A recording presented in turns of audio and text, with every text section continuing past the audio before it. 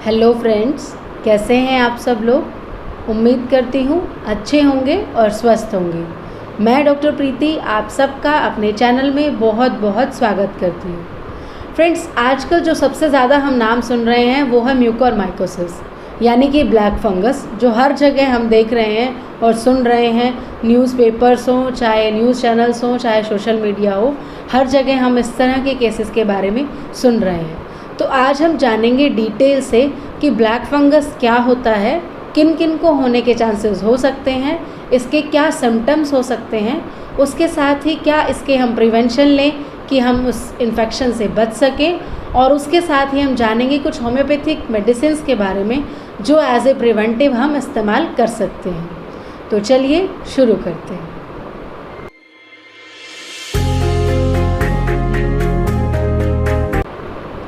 Friends, सबसे पहले मैं आपको बता दूं कि कोरोना की जो दूसरी लहर है उसके कम होने के साथ साथ, उसकी खुशखबरी के साथ साथ एक और खबर जो आ रही है वो ये कि जो लोग कोरोना से ठीक होकर घर आ रहे हैं वो लोग एक नई बीमारी से इन्फेक्टेड हो रहे हैं जिसको हम ब्लैक फंगस के नाम से जान रहे हैं। जैसे कि उसको हम म्यूकोरमाइकोसिस भी कहते हैं। इसको ब्लैक फंगस इसलिए कहा जाता है क्योंकि ये जहाँ भी इन्फेक्ट करता है ये फंगस, उस जगह पे जाके ये धीरे धीरे पूरे सेल्स को डैमेज कर देता है, एक तरह की नेक्रोसिस कर देता है वहाँ पे।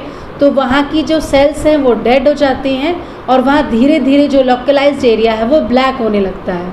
तो इसीलिए इसको ब्लैक फंगस कहते हैं। तो क्या होता है ब्लैक फंगस, ये आप जान गए होंगे। उसके साथ अब बात करते हैं कि इसके क्या सिम्टम्स आ सकते हैं। फ्रेंड्स, इसके जो सिम्टम्स होते हैं वो अलग अलग तरीके के हो सकते हैं। जैसे कि अगर आपने इसे नाक से इनहेल कर लिया है तो आप में इसमें नेज़ल से स्टार्ट हो सकते हैं। तो उसमें आपको क्या होगा कि आपके नाक में से ब्लैक या रेडिश कलर का आपको लगेगा कि क्रस्ट जम रहा है। उसके साथ ही लगेगा कि ब्लीडिंग जैसा फील हो रहा है, नाक से ब्लीडिंग आ रही है।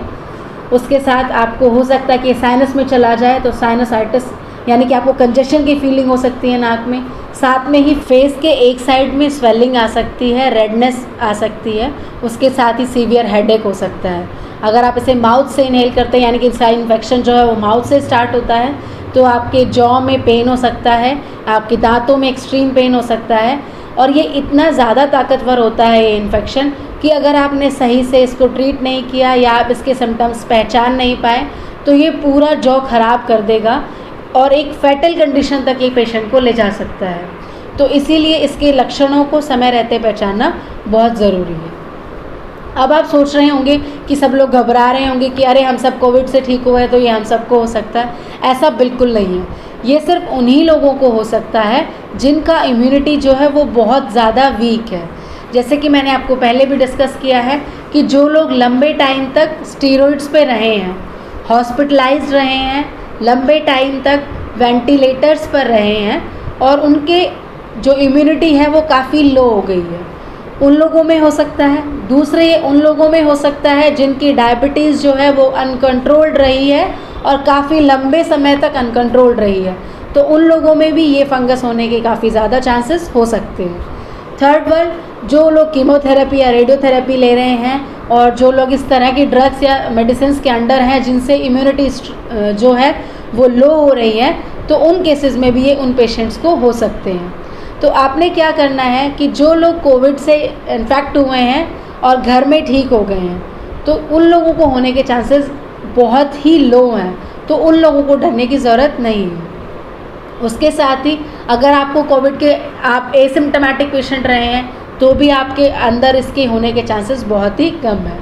अगर आप कोविड से वेंटिलेटर पर रहे हैं और 4-5 दिन में आप घर पे आ गए हैं तो भी इसके चांसेस आप में बड़े ही लो हैं, क्योंकि 4-5 दिन में रहने से आपका जो स्टीरॉइड था वो 4-5 दिन के बाद आपका बंद हो जाता है और आपके वेंटिलेटर से जब आप घर आ जाते हैं तो धीरे धीरे आपकी इम्यूनिटी जो है वो बूस्ट हो जाती है। ये उन लोगों को ज़्यादा खतरा है जो पोस्ट कोविड एक लंबा ट्रीटमेंट लेकर घर आए हैं और काफ़ी लंबे टाइम तक स्ट्रॉन्ग स्टीरॉइड्स पर रहे हैं। उन लोगों की इम्यूनिटी जो है वो बहुत ज़्यादा लो हो जाती है, या वो शुगर के पेशेंट रहे हैं या किडनी ट्रांसप्लांट के पेशेंट रहे हैं, वो किसी तरह के मेडिकेशन के अंदर हैं और उनसे उनकी इम्यूनिटी काफ़ी लो हो गई है, सिर्फ उन्हीं पेशेंट्स को इनके इस फंगस के होने का ख़तरा ज़्यादा है। इसमें सिम्टम्स मैंने आपको बता दिए हैं कि नेज़ल आपका जो डिस्चार्ज है, नेज़ल कंजेशन है, और आपको आपके फेस के वन साइड में स्वेलिंग हो सकती है, रेडनेस आ सकती है और सीवियर पेन हो सकता है। आप पहचानेंगे कैसे इसको कि देखिए, आप जो आपका भी पेशेंट या आप खुद घर आते हैं ठीक होकर, तो उसके बाद आपने क्या करना है कि अपने फेस को हमेशा ध्यान से देखना है। एसिमेट्रिक चेहरा तो नहीं हो गया आपका, कहीं कोई स्वेलिंग तो नहीं आ रही है, या कहीं कोई ब्लैक नहीं, या कोई ब्लैक पैचेस तो नहीं आ रहे हैं, अंडर आई स्वेलिंग तो नहीं है। तो इस तरह की जो ऑब्जर्वेशन है वो बहुत ज़्यादा ज़रूरी है।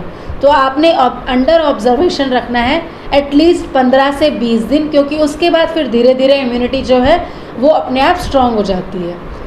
उस दौरान आपने कुछ और प्रिकॉशंस लेने हैं, जैसे कि आपने मास्क को बहुत ही अच्छे से पहनना है। आपने ये नहीं सोचना है कि आपने अभी कोरोना से ठीक हुए हैं तो आपको कोरोना नहीं हो सकता या आपको ये इन्फेक्शन नहीं हो सकता।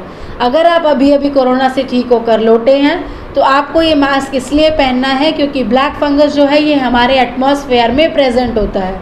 उसके साथ ही ये प्लांट्स में सबसे ज़्यादा होता है, सॉइल में होता है, और जो वेंटिलेटर्स इस्तेमाल हो रहे हैं हमारे हॉस्पिटल्स में, उनके जो ऑक्सीजन के लिए ह्यूमिडिफायर यूज़ किए जाते हैं, ये उनमें भी हो सकता है। तो डॉक्टर्स आपका ध्यान रखेंगे हॉस्पिटल्स में, वो हर टाइम टू टाइम आपको ऑब्जर्व करते रहेंगे, देखते रहेंगे कि कहीं कोई पेन या कहीं कोई रेडनेस या कहीं कोई ब्लैक पैचेस आने शुरू तो नहीं हो गए हैं। और घर में आप लोग खुद और या फिर आपकी फैमिली आपको ऑब्जर्व करेगी कि फेस में किसी तरह की कोई प्रॉब्लम तो नहीं आ रही है या किसी तरह का कोई पेन तो नहीं है। अगर इस तरह की कोई भी दिक्कत हो, आपको हल्का सा भी पेन हो या आपको लगे कि कहीं ब्लैक पैचेस आ रहे हैं या कहीं स्वेलिंग आ रही है, तो आपने तुरंत ही अपने डॉक्टर को कंसल्ट करना है। बिकॉज़ अगर आप इसको अनट्रीटेबल रखते हैं, इसको ट्रीट नहीं करते हैं, तो ये एक पेशेंट की कंडीशन को एक्सट्रीमली वर्स्ट कर सकता है। इसके जो फैटल रेट हैं वो 40 to 50% हैं अगर इसको ट्रीट ना किया जाए तो फ्रेंड्स, इसको आपने थोड़ा सा सीरियस ही लेना है कि इस तरह के अगर आपको कोई सिम्टम्स आते हैं तो आपने टाइम रहते अपने फिजिशियन को कंसल्ट कर लेना है। उसके साथ ही आपने मास्क के साथ साथ क्या इस्तेमाल करना है कि आपने प्लांट्स या गार्डनिंग वगैरह नहीं करनी है, प्लांट्स को ज़्यादा टच नहीं करना है, या आपने नंगे पैर मिट्टी वगैरह पे नहीं घूम रहा है, क्योंकि मिट्टी पे घूमने से भी ये फंगस आपके अंदर आ सकता है, क्योंकि ये थ्रू स्किन भी एंटर कर सकता है आपकी बॉडी में। ये आपके लंग्स को भी डैमेज कर सकता है। अगर आपके ब्रेन तक पहुंच जाए तो ये आपके ब्रेन को भी डैमेज कर सकता है। आपकी आइज़ में पहुंच जाए तो ये आपको हेज़ी फीलिंग हो सकती है, या आपका जो विज़न होता है वो धुंधला हो सकता है, ख़राब हो सकता है, आपकी आँख रेड हो सकती है। इनफैक्ट अगर ज़्यादा इन्फेक्शन ये स्प्रेड हो जाता है तो ये आइज़ को निकालने तक की नौबत आ सकती है, क्योंकि ये पूरी तरह टिश्यू को डैमेज कर देता है, जिसका रिकवरी पॉसिबल नहीं है। तो ये प्रिकॉशंस जो आपने खुद लेने हैं, उसके साथ ही मैं कुछ होम्योपैथिक मेडिसिन्स बता रही हूँ जिनको आप एज ए प्रिवेंटिव और एज ए इम्यूनिटी बूस्टर इस्तेमाल कर सकते हैं। जैसे कि ऑसिमम सैंक्टम का मदर टिंचर, जो कि तुलसी है, जो कि बहुत ही अच्छा इम्यूनिटी बूस्टर है। इसके साथ ही आप लेंगे अजार्डिकस मदर टिंचर, बिकॉज अजार्डिकस इंडिका भी एक एंटी फंगल है और इससे आपको फंगल होने के चांसेस कम हो सकते हैं। आप इसको एज ए प्रिवेंटिव ले सकते हैं और इससे आपकी इम्यूनिटी भी बूस्ट होती है।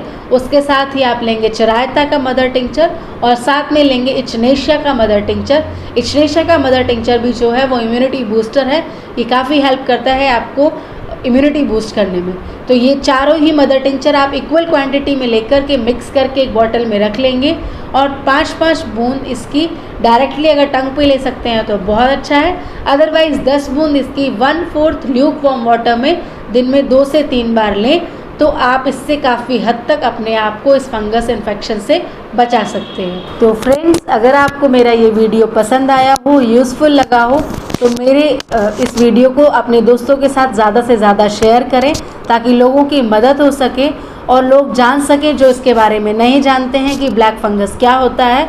और जो लोग डर रहे हैं, जो लोग पोस्ट कोविड ठीक हुए हैं, जो लोग कोविड के ट्रीटमेंट से ठीक होकर घर पर हैं, वो लोग सब लोग ना डरें, इसके डर से थोड़ा दूर रह सकें तो ज़्यादा से ज़्यादा इसको शेयर करें, मेरे चैनल को सब्सक्राइब करें और लाइक करें, और साथ में ही बेल आइकन को दबाना ना भूलें ताकि मेरे इस तरह के यूज़फुल वीडियोस का नोटिफिकेशन आपको मिलता रहे। Thank you, take care, bye bye.